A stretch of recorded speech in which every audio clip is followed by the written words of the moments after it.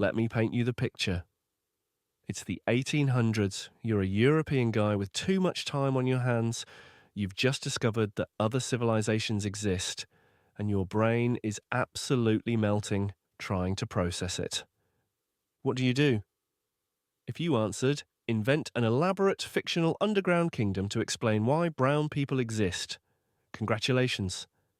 You understand Victorian occultism. Welcome to the origin story of Agartha.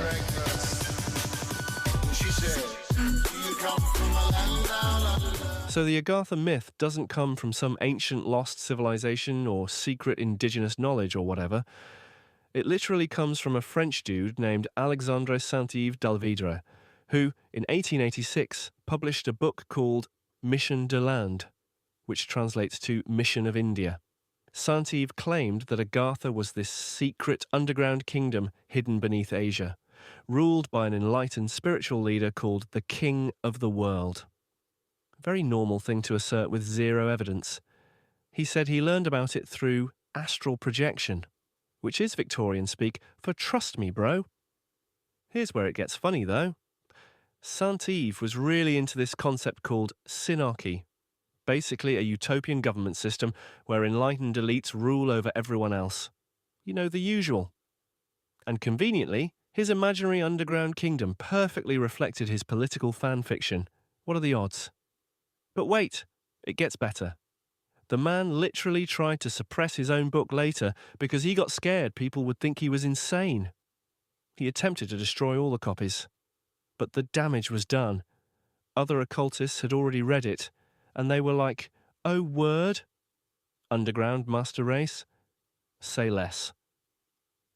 The myth really took off when another occultist, a Polish guy named Ferdynand Ossendowski, published Beasts, Men and Gods in 1922. He claimed that while fleeing the Russian Revolution through Mongolia, he heard legends about the King of the World, who ruled an underground kingdom called Agartha. Different spelling, same vibes. Some of the Buddhist concepts he references, like Shambhala, are actual parts of Tibetan Buddhist tradition, but they're meant to be spiritual or mythological realms, not literal underground cities. It's like if someone read the Bible and decided heaven was actually in the clouds and we should send planes to look for it. And that's not even the unhinged part yet. That's just the origin story. Because once this myth got into the hands of 1930s Germany, that's when things went from weird Victorian occult things to right-wing tradwives.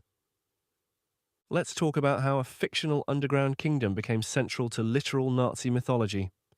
Enter the Thule Society. They were this German occult group founded in 1918, and they were deep into mysticism, nationalism, and some all-right-sounding race theories. These guys were obsessed with proving that Germans were descended from a pure Aryan master race, basically modern Instagram. The Thule Society loved the Agartha myth because it gave them a convenient narrative. What if the real Aryans, the original, pure, superpowered ones, had just gone underground? What if they were hiding beneath the earth, waiting to return and restore the natural order? But here's where it gets historically significant. Several early Nazi Party members were connected to or influenced by the Thule Society. The mythology they created didn't stay in occult circles. It affected actual political ideology. One of the main characters in this is Karl Haushofer, a German geographer and occultist who was big into the Agartha myths. He believed that the entrance to this underground kingdom was in Tibet or the Himalayas. Has to be in Asia, so they could justify their weird Orientalist fantasies. Haushofer influenced Rudolf Hess, who was Hitler's deputy. The Nazi leadership became genuinely interested in Tibetan expeditions and occult theories about ancient Aryan civilizations.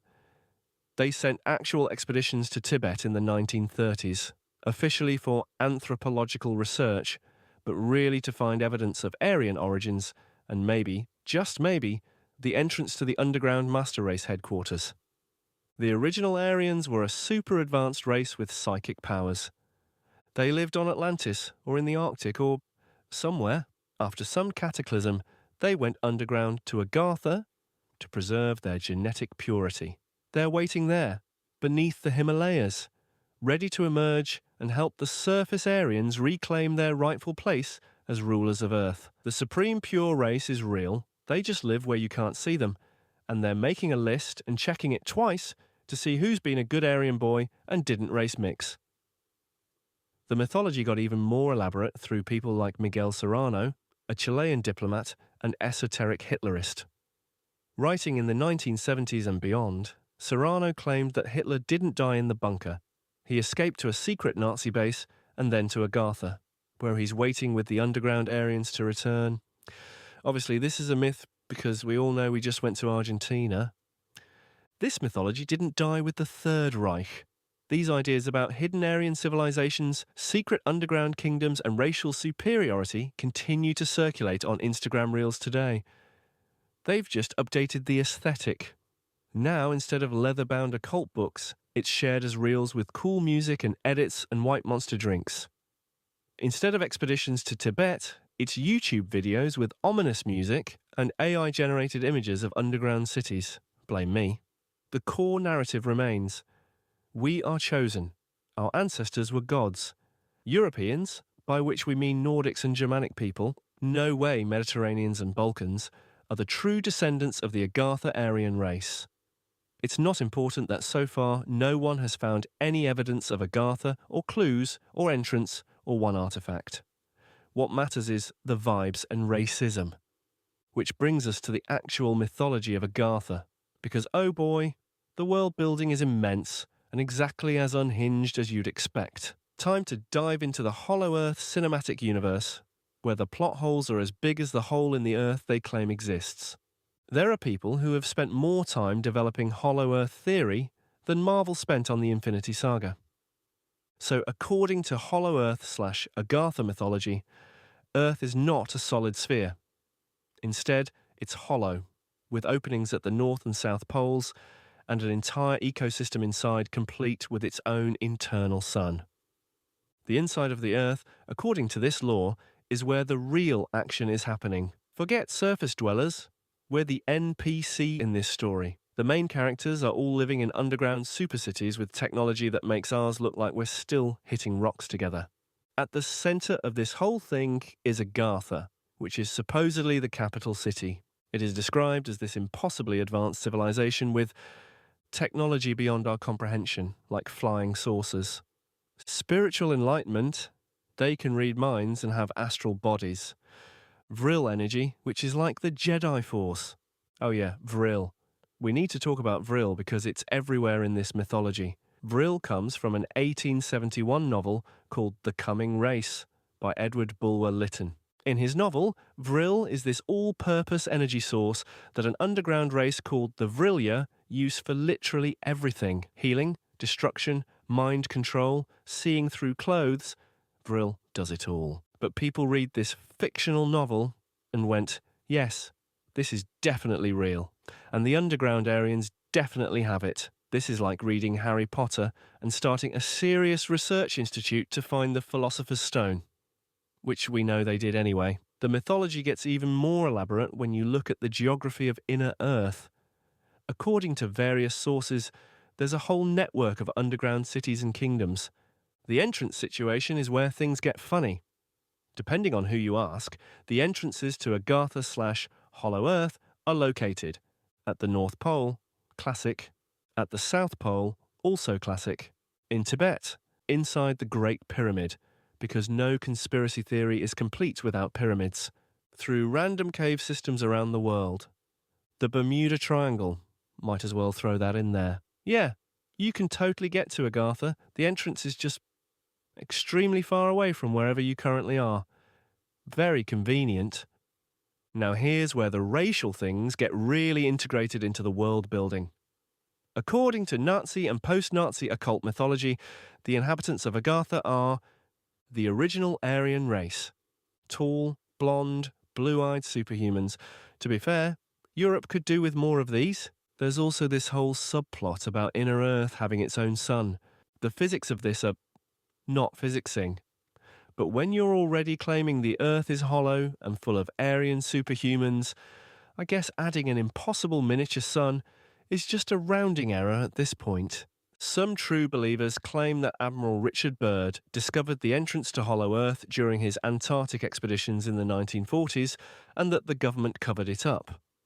This is based on a diary that was likely forged, but that's never stopped a good conspiracy theory. According to this story, Byrd flew into the Hollow Earth, met the Master, was shown their advanced civilization, and warned that humanity was on a dangerous path with nuclear weapons. Then he came back, and the government told him to shut up about it. And I mean, at this point, I've been brain-rotted enough to actually believe this. The modern version of this lore has expanded to include secret Nazi bases in Antarctica connected to Agartha, government treaties with the Agarthans monitoring humanity and judging whether we're ready for contact. All UFO sightings are Nazi or Agartha-related advanced technology. The wildest part of all this is that today, in 2025, with GPS satellites, seismology, and literally the ability to measure the Earth's mass and density, we are still not sure if this is all even a myth. We've sent probes to other planets. We understand planetary formation. We have evidence from multiple scientific fields confirming the Earth's structure. But yet, how do we know that Earth is not flat and it's all a government cover-up? Now, it's time to talk about how this myth is doing in the current day. Here's the thing about the internet. You basically take one person's unhinged belief, you give them a platform, an algorithm that rewards engagement, and suddenly they've got a whole community validating their conviction that the Earth is actually hollow and full of Aryan race alien Nazis. Let's start with where this content lives.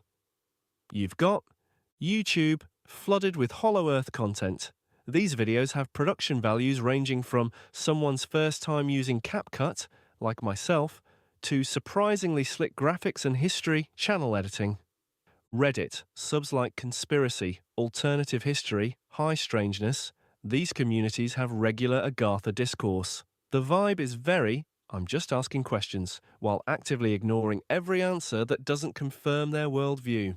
TikTok, this is where it gets really wild, because you've got teenagers stumbling onto Hollow Earth lore and treating it like it's some hidden knowledge they've discovered.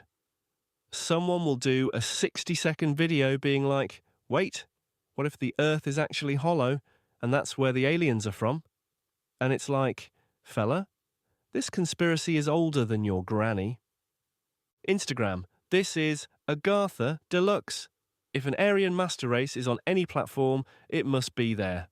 We got the best Agartha edits and music coming from some unnamed meme accounts, and since it's on Instagram, it must be true. The place where one of Kanye West's songs is the anthem, and racism is played on competitive levels. And yes, yours truly spends most of his time there. There's also been this weird convergence with other conspiracy theories. Hollow Earth believers have formed alliances with flat earthers, which is hilarious because their models contradict each other. Ancient alien theorists, New Age spiritual communities, Christian white supremacists. It's like the Avengers. Some believers claim that you can access Agartha through meditation and astral projection, or just drugs. The entrance coordinates are known, but the government military blocks access, just like the Epstein files. Agarthans are already among us, passing as regular humans. Basically someone like Varg Vikernes. So where does this leave us? Well, Agartha mythology is alive and thriving, constantly being remixed and repackaged for new audiences. Which brings us to the big question, why? Why do people keep inventing and believing it? Well, it's simple. Because Europe got diversified to the point I am begging Agartha is real. And if you're watching this from Agartha, guys, can you come already? Our bodies are ready, don't worry. We've been trained on hours of IG reels.